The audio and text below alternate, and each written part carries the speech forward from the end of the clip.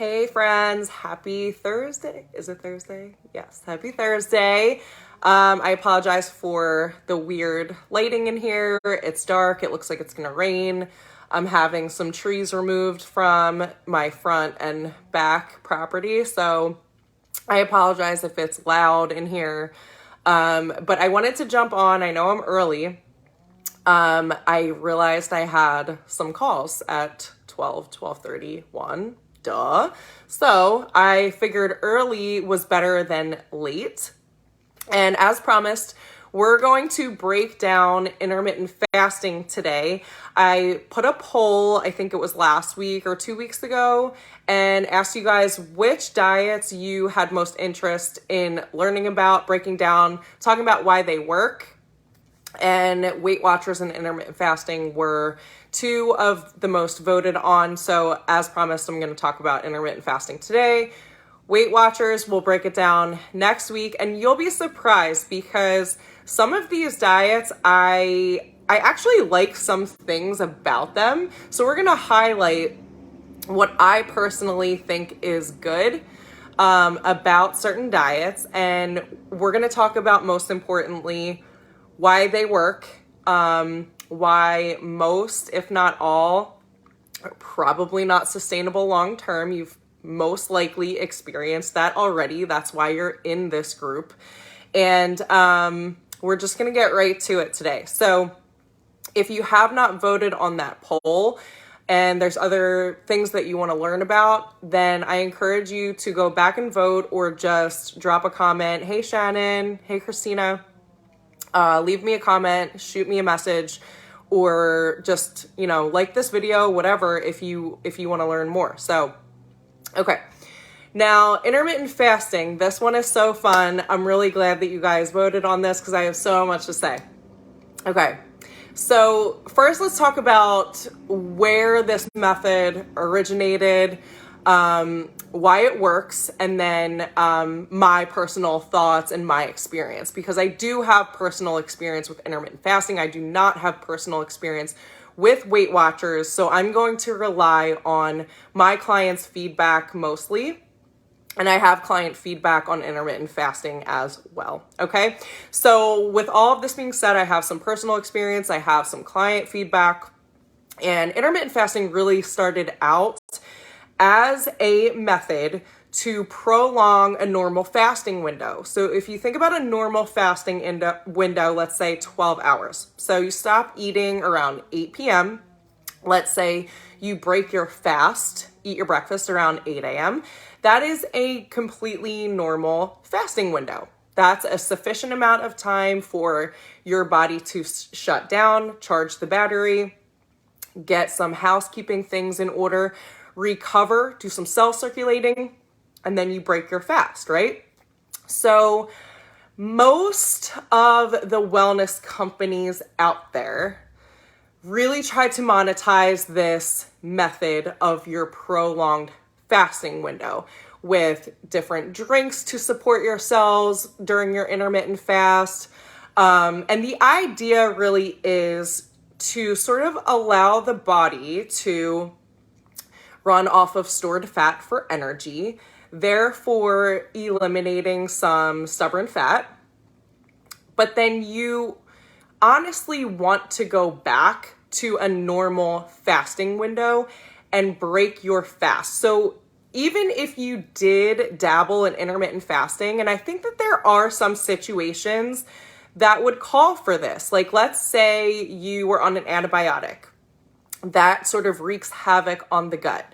It's going to take a long time for your gut health to repair after that antibiotic, or let's say you go on a vacation, like a long 2 to 3 week vacation, where you just basically said, screw it. You've had a ton of alcohol, you've had junk food in your diet for like a full 2 to 3 weeks. So hopefully that's not the case, but let's say that happens. You've got a lot of toxicity. It may be a good idea for you to dabble in a prolonged fast, let the body kind of recalibrate and reset. But I think those instances are few and far between. And here's why. In my experience, when I tried, even when I sold my soul and went into network marketing, not that I have anything against network marketing as an industry, but I never personally pushed the fasting products, because I found that when I did an intermittent fast, so let's say I extended the fasting window from 12 hours to 16, 18, maybe 20 hours, I felt like my hunger and fullness cues were so out of balance. And they were, right? They were. Because when you're skipping breakfast every day, when you're skipping a full meal every day, eventually your body will start to lose your natural hunger cues. Okay, so let's be honest and let's just call a spade a spade. No one ever dabbles in intermittent fasting on an as needed basis. Women are going to use this as an opportunity to not extend a fasting window, but to shorten an eating window. Okay, because when you're shortening an eating window, it becomes a fuck ton easier to be in a calorie deficit, right?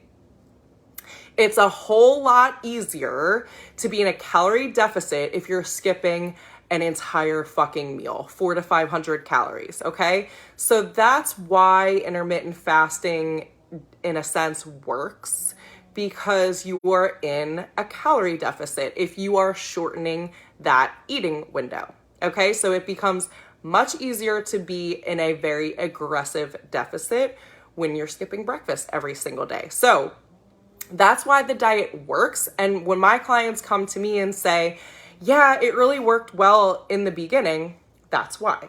Okay, so when you're in a drastic deficit, yes, a lot of the time you will lose weight in the beginning and then your body starts to adapt. So when you're in a period of metabolic adaptation, a lot of times your body will start to lose natural hunger and also fullness cues. Okay, so what that means is when you get the opportunity to actually eat, you are much more likely to overeat. Okay, so that's why I feel just in general, intermittent fasting is not a method that will even work long term if you were to stick to it. Okay, some diets, honestly, if you stick to them, they'll work long term. Okay, so let's say you could live a keto lifestyle.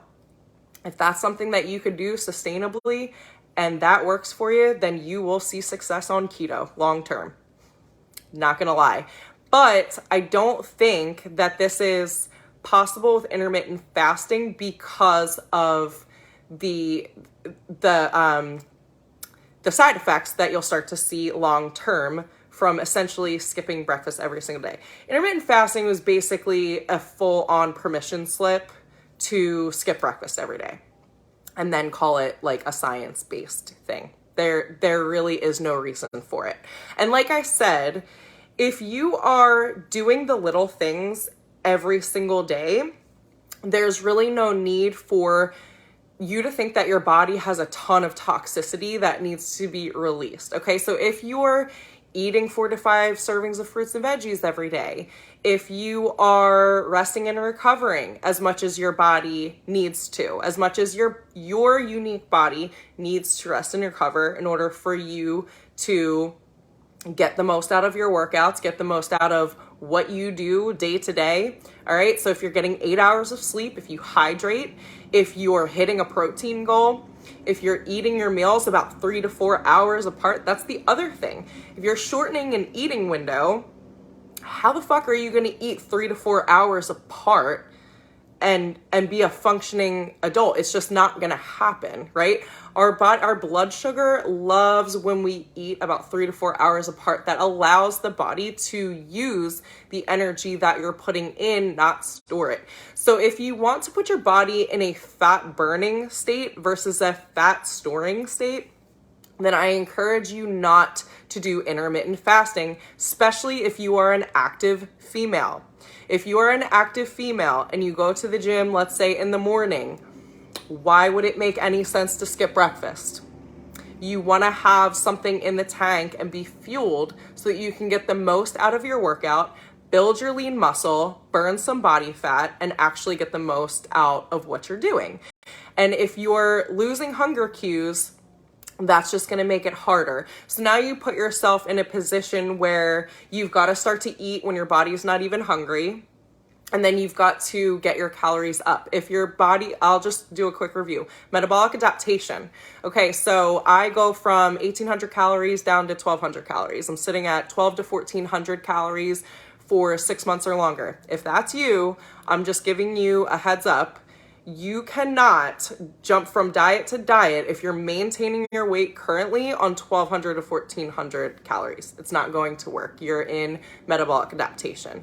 So what you need to do is a slow reverse diet, hang out in maintenance so that the time you go into your next cut, the cut will actually work, okay? Your calorie deficit will actually work. I recommend being in maintenance as long as possible. That's where your body will thrive. That's where a lot of the times, if you've dieted a lot in the past, you'll actually see muscle definition and your body start to lean out in maintenance. So a lot of really positive things can happen in maintenance if you allow your mindset to allow your mind to wrap around maintenance. Okay. So unfortunately, that's just something a lot of women won't do. They won't be willing to hang out in 2,000 calories or whatever your maintenance may be, in order for you to start to see hormone balance, optimal sleep, optimal energy, optimal physical performance, everything. And then when you do decide you want to go into a cut, like let's hope a minor calorie deficit, then your deficit actually works and you start to lose body fat faster. Not to say you can't lose body fat in maintenance, okay? But that's essentially metabolic adaptation. Very, very simple to do if you've been intermittent fasting for even 3 months or longer, okay? So I recommend, no matter what you're choosing, however you choose to get your calorie deficit, and spoiler alert, every diet out there is essentially a calorie deficit. Whether that means your deficit is through shortening your eating window, cutting carbs, or cutting fat, cutting sugar, whatever it is, it's a calorie deficit. Okay, so however you choose that calorie deficit, that's what all diets have in common. Okay, so however long you've spent in the diet is typically the amount of time or longer that you want to spend in maintenance. Your cut should be no longer than 3 months. And if you do it right, that 3 months can be super efficient, super effective, and then you could get back in maintenance, essentially setting that bar a little bit higher every single time, so that if you want to lose another 2, 3, 5, 10, 20 pounds, whatever your goal is, you can do it with ease, with little to no hunger, little to no cravings, and you'll be able to also do everything you love to do physically. Okay, so I know I threw a lot out there in this video. If you have any additional questions, I'm actually going to do like a bulleted post on my Instagram, because this has been a highly requested topic and I have a lot more to say, but I wanted to put it all in a video so that you guys understood, listen, like, I'm losing my hunger and fullness cues. What do I do now? Hopefully this gives you like a step-by-step instruction on what your next move should be, because we can't live life in a calorie deficit, okay? It's not how we were designed. It's not where you want to be long term. And I know if you're out there looking to lose body fat, you're just trying to figure out the right ways to do it in this world of like so many options, so many distractions, so many like people selling you wellness shit, and you're like, what the fuck should I even do? Like, there's just so much. I don't have time to decide. Oh, I'm just stuck. So hopefully this gives you a better understanding of where you're at versus what steps you want to take to get to where you want to go. And if you have some additional questions, listen, I'm an open book. Schedule a call, shoot me a message. I'm constantly answering client messages. That's what I'm doing for the next 3 hours today, honestly, is client check-ins. So shoot me a message if you have a question. But I hope that breaks it down for you, and have a great Thursday. We'll talk soon.